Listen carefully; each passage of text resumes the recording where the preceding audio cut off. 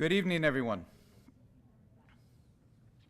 My name is Dan Quigley, and I am the Associate Dean of the College of Arts and Sciences for New York Institute of Technology. On behalf of the College of Arts and Sciences of NYIT, and on behalf of Dean Roger Yu, who appropriately enough is in China at the moment, I would like to welcome you to New York Institute of Technology's Auditorium on Broadway, or as we like to call it, our AOB. I would also like to welcome you to tonight's event, co-sponsored by the National Committee on U.S.-China Relations. It is now my pleasure to invite Mr. Steve Orlins, President of the National Committee since 2005, to introduce our speaker for the evening. We have a full and interesting evening ahead of us, so without further ado, I will turn the floor over to Steve.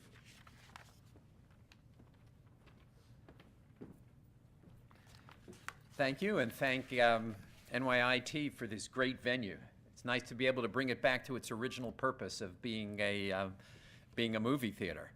The timing, I was telling Mike before this program, the timing of this program is just about perfect.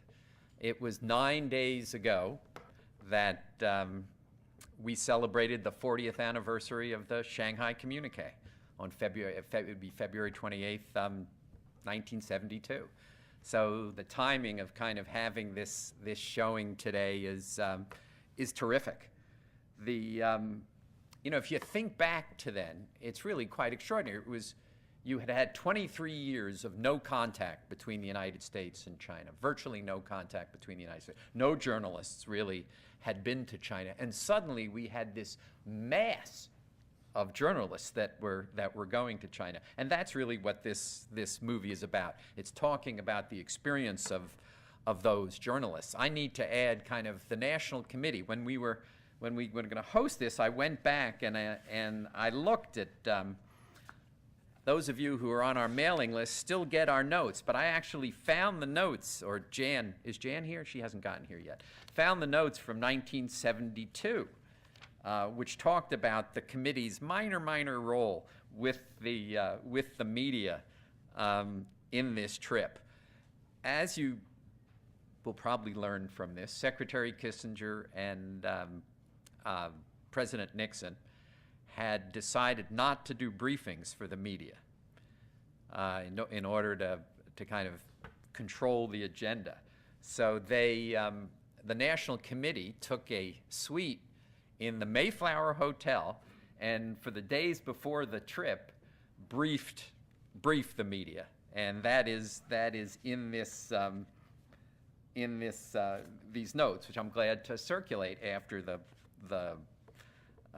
movie, or after the documentary. In addition, and those of you who deal with the National Committee know that we've maintained this tradition over the years. In addition, we set up a 24-hour.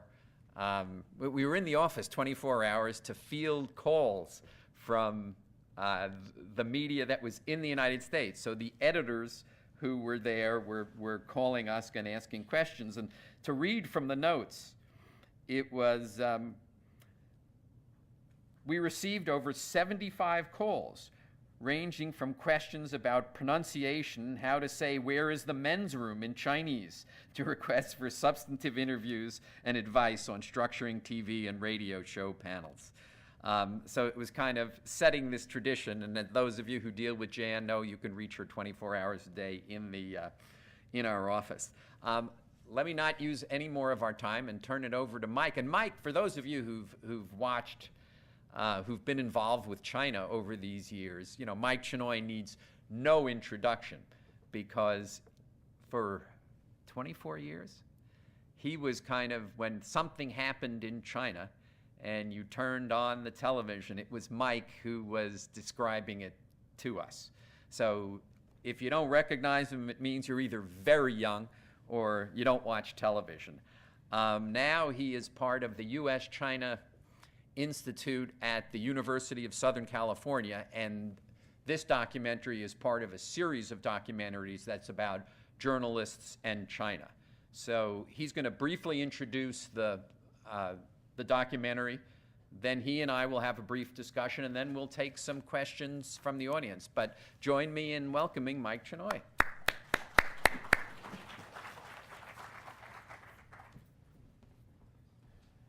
Thanks very much. I'm delighted to be here, and I have to say I'm especially thrilled because in this audience is Frank Kael, who got me on my first trip to China in 1973, and Elise Hoffman, at whose home I stayed in Hong Kong when I first went to Hong Kong in 1975, thinking I would have a go at being a foreign correspondent and stay a year. Well, I ended my career as foreign correspondent in 2006, and some other old friends. So I'm really pleased to see them and appreciate all of you coming out.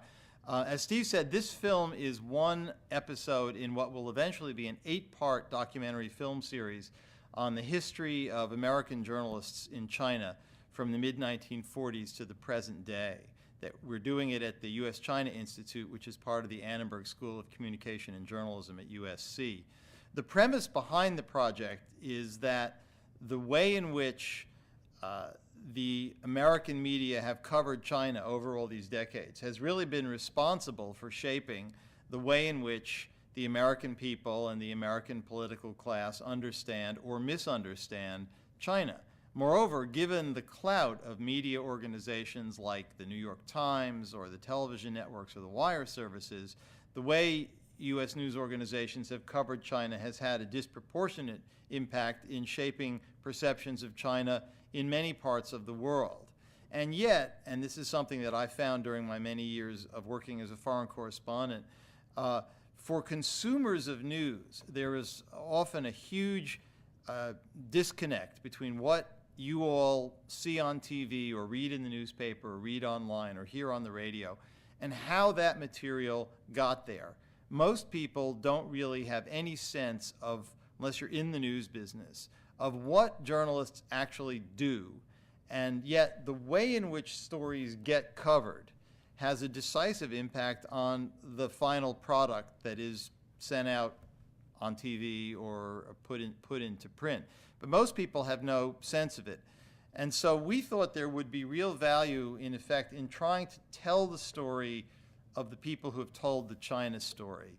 Who were these people? How did they end up in China? How did they do their jobs? What kind of dealings did they have with their bosses, with the U.S. government, with the Chinese government? How did they deal with issues of language, cultural differences, of access, logistics? Because all of these things are really important in shaping the final stories that the reporters sent out that the consumers of news over the years have consumed. And so this was eventually going to be an 8-part series beginning with the Chinese Civil War in the 40s, then looking at the years in which journalists had to be China watchers in Hong Kong in the 50s and 60s, through the Nixon trip and the opening up of China to American news bureaus in the late 70s, all the way up to the present day. The Nixon trip deserves its own episode. As Steve said, it was not only an important moment in terms of diplomacy with the opening of a relationship and the signing of the Shanghai Communique, but it was a milestone in terms of journalism. Since 1949, with rare exceptions, American journalists had been barred from the People's Republic of China. And yet, because Nixon was going, the Chinese government agreed to allow nearly 100 of the most famous and influential journalists in the United States to accompany him.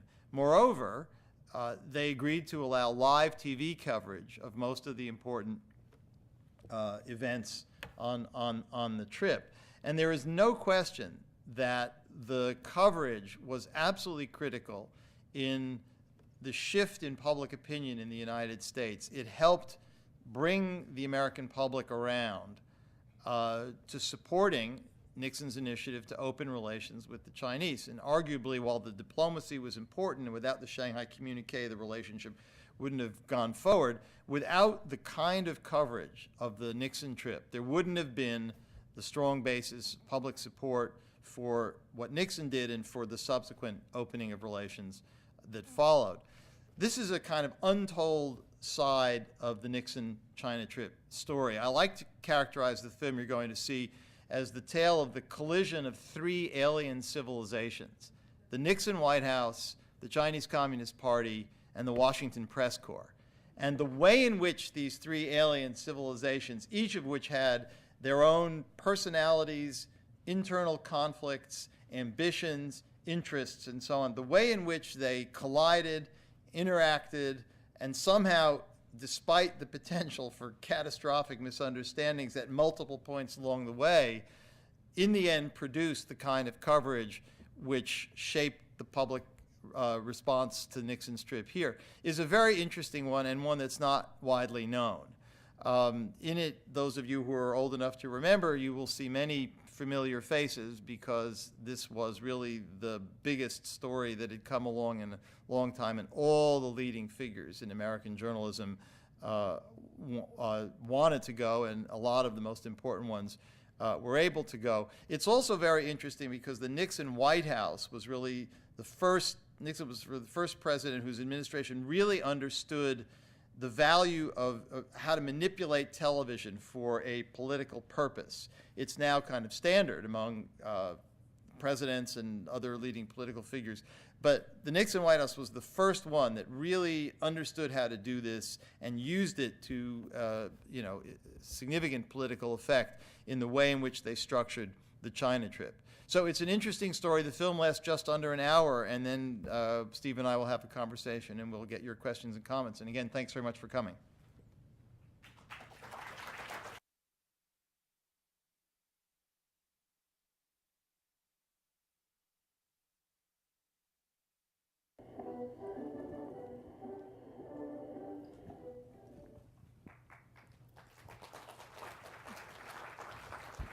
That brings back a lot of memories. Yeah. A lot of memories. It's as I watched that, I thought back to I was a student of Chinese history and just mesmerized by the coverage. Yeah, I was in college then, and yeah, me too. Sitting and watching this was one of the things that sort of inspired me to one way to get to. I was studying Chinese, so one way to get to China was to be a journalist. Yeah. So that's one of the reasons why I ended up doing what I did. Yeah. Wow. What surprised you most when you made this documentary? Well, I think one thing that sort of reliving this whole experience was the sense of how risky it was, that everybody involved was taking really big risks. That, you look at today, everybody says, oh, Nixon went to China and it was this great triumph and the relationship began and so forth. But the outcome was not preordained. In terms of the diplomacy, they didn't have a communique ironed out. Today, there would never be a summit where the minions hadn't worked out all the language beforehand.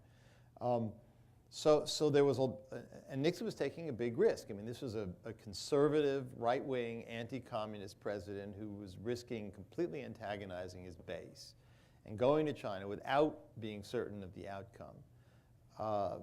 And so there was a risk on that side. On the Chinese side, the fact that Mao had agreed to welcome Nixon was a source of tremendous discontent within a division within the Communist Party. Don't forget, it was one of the factors in Lin Biao's attempt to do whatever he did that led him to flee, and then his plane crashed over Mongolia just a few months before. Jiang Qing was against it, so there was a lot of, this triggered a lot of division. So Mao and Zhou Enlai were taking a big political risk. Nixon was taking literally a physical risk. White House, Secret Service, they're obsessed with the president's safety and security, but Nixon said, we're going to drive in Chinese limos, we're going to drive on, we're going to essentially entrust our safety. He goes off with Zhou Enlai to meet Mao, and nobody knows where he is. So it doesn't seem that big a deal now, but you can imagine at the time. So he was essentially, don't forget, this is less than 20 years before. Americans and Chinese have been killing each other in Korea. And in terms of the media, it wasn't that kind of risk, but having been at covered a number of presidential trips, the things that can go wrong, just in terms of the coverage, the live coverage of the Great Wall, the satellite could have crashed. Dan Rather could have been beaten up by the Gungan when he snuck out of the hotel to avoid his minders, and you could have had a big scene. There's so many points in this week that changed the world where it could have gone very badly wrong. And that was kind of brought home to me as I kind of lived it through the accounts of all these people. And we don't really appreciate how big a risk everybody was taking in trying to pull this off. You don't talk much about the live coverage in China of CCTV's coverage. Did people talk at all about that? I don't think there was live coverage in China. There was, so CCTV had No. had no coverage. point- So it was the Renmin well, Herbal the next well, day it was- had coverage. And after that, there would have been sort of limited film clips, silent film clips on Chinese TV, but partly because the internal politics in China were so complicated. That's one of the reasons for this very subdued welcome that Nixon got. They didn't know until Mao had decided that he wanted to see Nixon, and yes, this was a good thing, then everybody breathed a sigh of relief. And then Zhou Enlai could get the People's Daily to publicize it, and then the word went out. But there wasn't news coverage in the sense that we would call it news coverage. It was very carefully contrived. And the Tom Jarrell's stand-up, where he talks about how what the Renmin Herbal has is exactly the same as what the Nixon people are reporting, Very which funny is line. his dig at Nixon. But it was, even in China, it was very, very cautious. So there wasn't news coverage the way we would consider news coverage. Yeah. Now, you just came back from China. Right. And showed this, I Yes. think, in 20 places? Yeah. Yeah, I've What was seen the this. Chinese reaction to the It was interesting. documentary? It was overwhelmingly positive. Particularly among, I showed it at a lot of Chinese universities and to a lot of Chinese journalists. And most Chinese, they don't know much about this. I mean, they know Nixon went to China and it was a big deal. They might have seen the photograph of Nixon with Mao or Nixon with Zhou Enlai. But unless they've made a special point of really trying to study it, they know nothing about it. So on one level, this is kind of bringing to life, and this might as well have been World War I. I mean, it's that long ago. So just to bring it to life, and for most, none of these Chinese ever heard Zhou Enlai's voice, or ever seen Jiang Qing in this kind of setting, or heard Nixon's voice. So it was a kind of a revelation, and you could hear, people's jaws dropping when Jiang Qing appears. And I think it just made it real.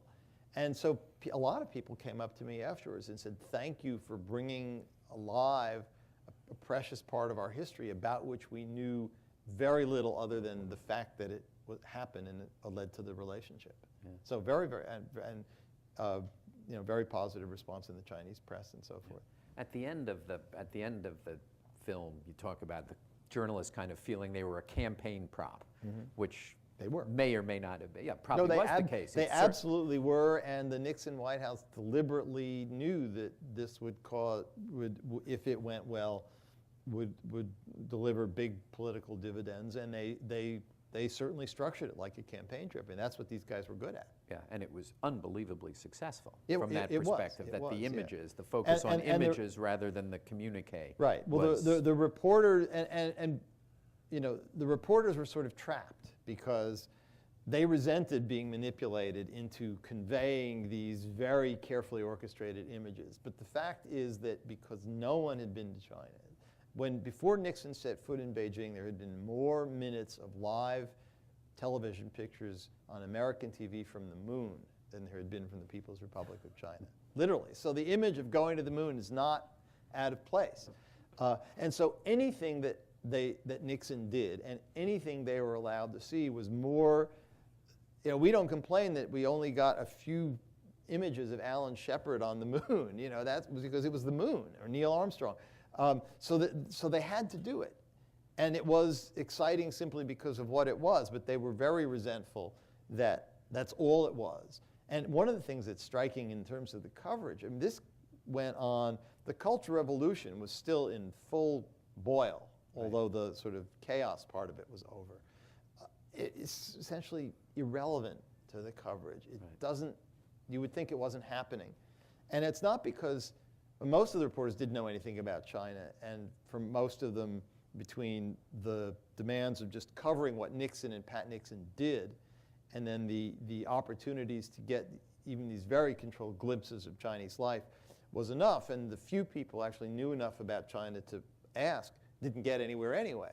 So they all, 100 of the best journalists in the United States go to China at the height of the Cultural Revolution, and almost no reporting about the Cultural Revolution came out of the week.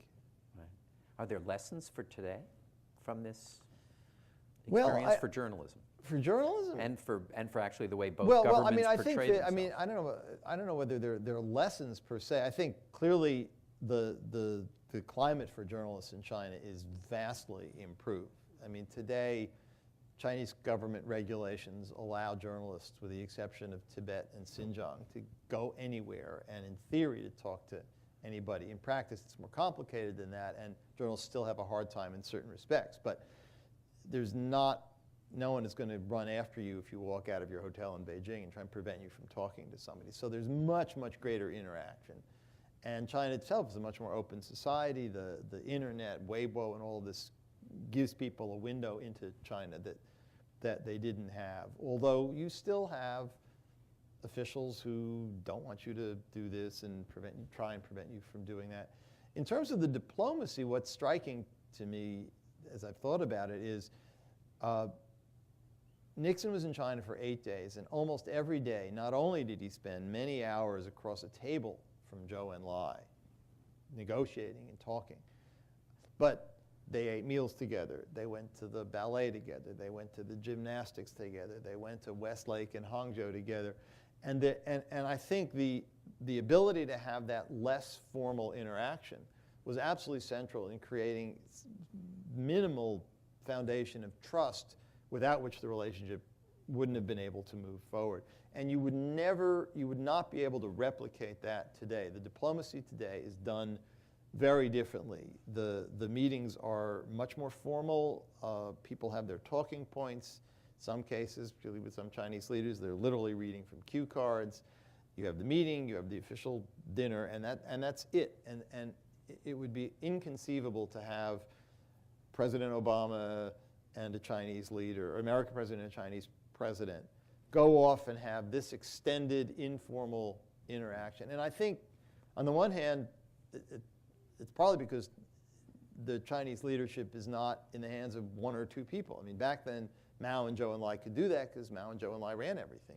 Today, it's a much more of a collective leadership, and it's been structured to prevent any one person from getting that degree of power, and that's a good thing. But it means that the system doesn't allow an individual Chinese leader to develop that kind of deeper relationship. But I think some of the issues in the relationship, and people talk about there's a lack of trust and so on, might be remedied if you had more of this, but it doesn't happen anymore. Yeah. I, by the way, think that the Vice President Biden's trip last August, where he went with Xi Jinping, the soon-to-be president of China, and they not only spent a lot of time together in Beijing, they went to a very informal restaurant.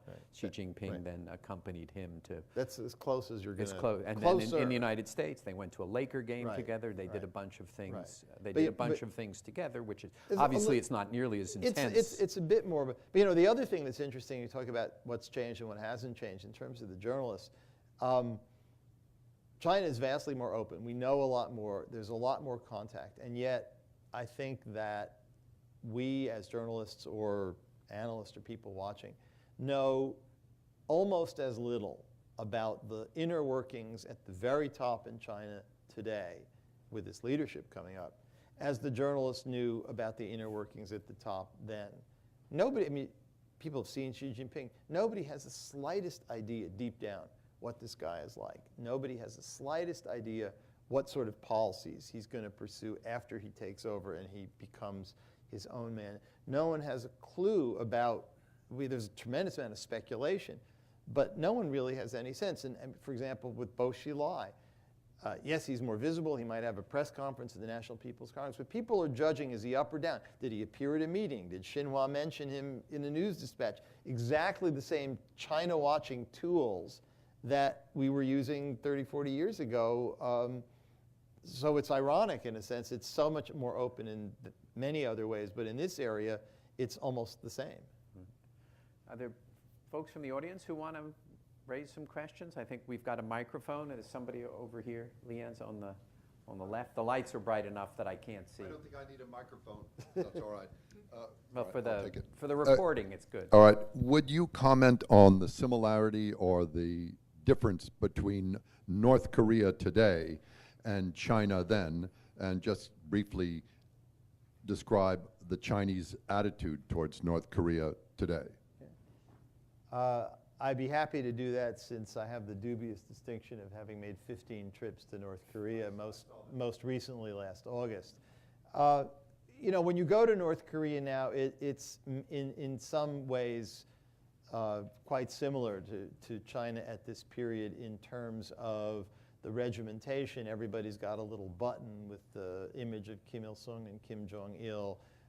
You're very tightly controlled, I think more tightly controlled than even harder to have interaction with ordinary people. You can't leave your hotel without a minder.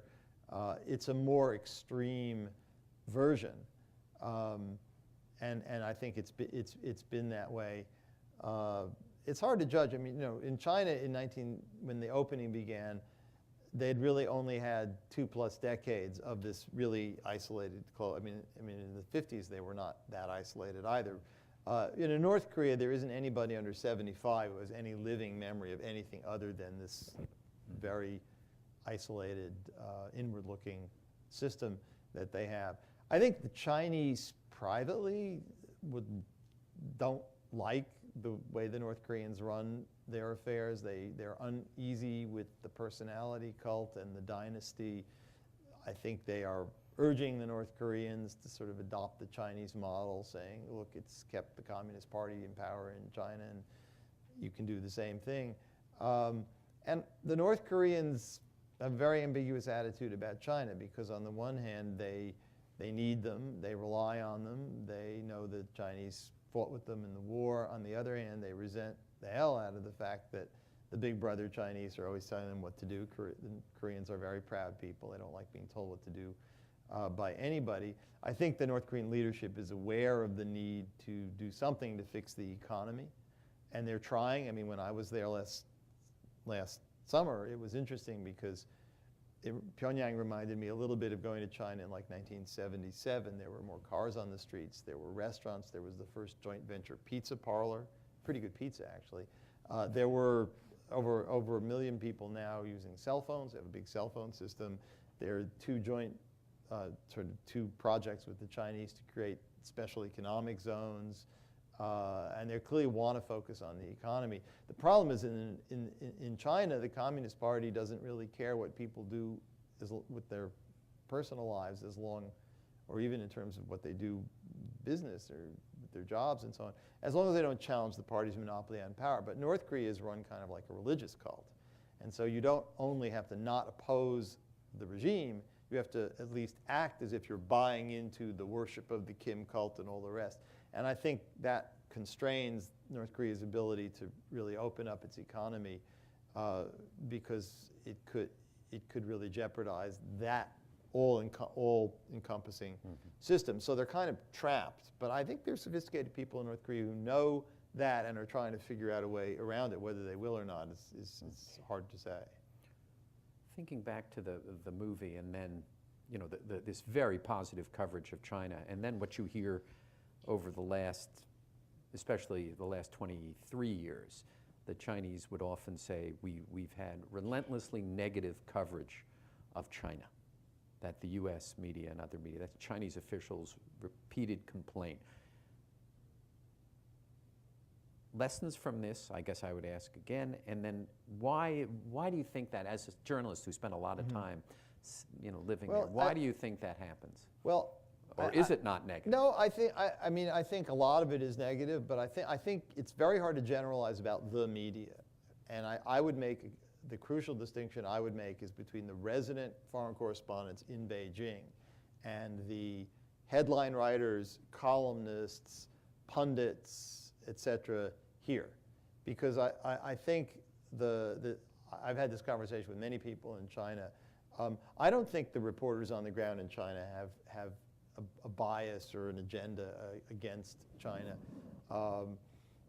But the tradition that an American journalist comes out of, a Western journalist comes out of, is that the press is a watchdog, that part of its role is to shine a light in dark corners that powerful interests don't want a light shined into. It's to be a voice for the powerless. It's to expose issues and contradictions and tensions in the society. And of course, in China, the role of the press, as seen by the Chinese Communist Party, is completely different.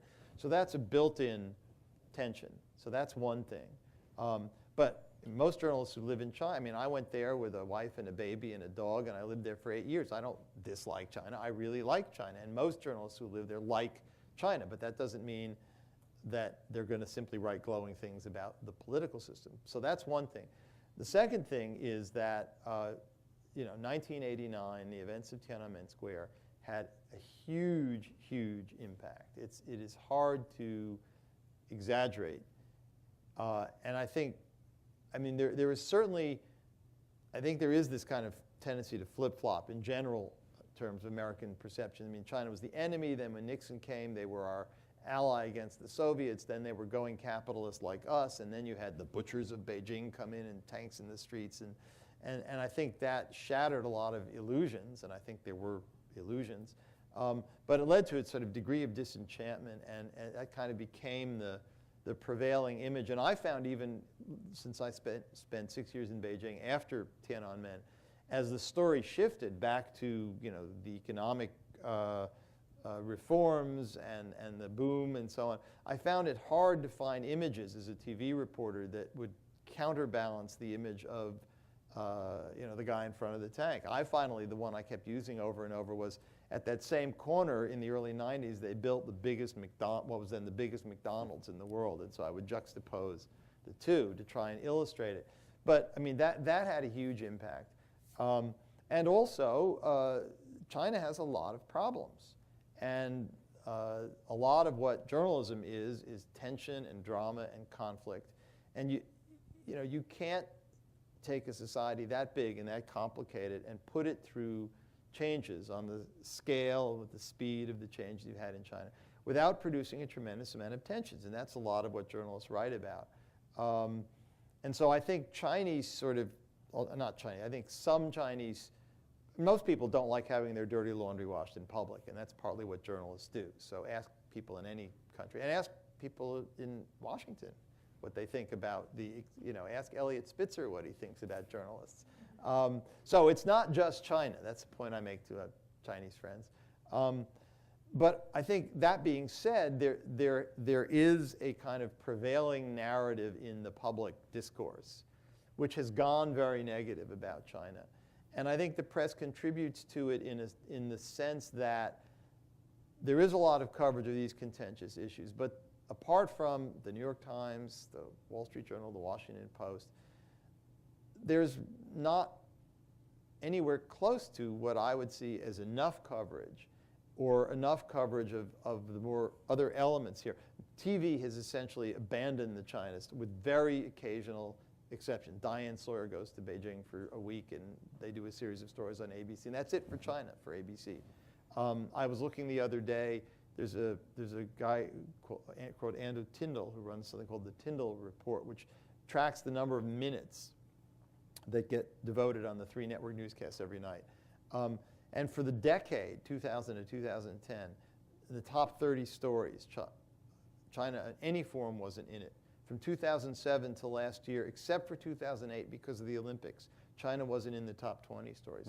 So if you really look, you can find very good, balanced, broad-ranging coverage. But most people are casual consumers of news, and so they don't get that much. And what they do get is poisoned dog food, or China threatening American jobs, or what's on the political agenda in Washington, which is what the politicians and the diplomats talk about. So that shapes a narrative that is negative, and I think in the process loses sight of, to me, what's the most important thing going on in China, which is the changes up here in the way Chinese people think. But it's very hard to do a TV spot about that works when you've got so much else competing for airtime and so on. So it's very complicated. It doesn't come from anti-China bias, but from a convergence of circumstances. But the point is, it does shape a narrative like that, exacerbated or augmented by the fact that there are tremendous issues and tensions in China. All you have to do is look, and you see that those are there, and journalists are going to report that.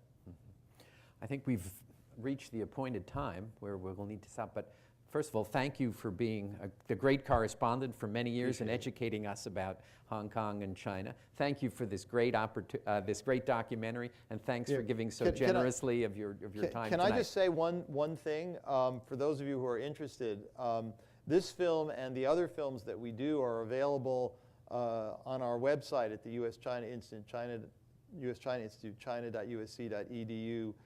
It's called Assignment China. This one's up there. Another one looking at the first generation of American reporters who were based in China after normalization is up there with lots of other extra material, links to other resources, because this is intended primarily to be used as an educational tool. But if you're interested in these issues and so on, there's lots more information available, as those of you who got the flyer with the material you picked up, on our website. Thanks very much for coming. Thank you.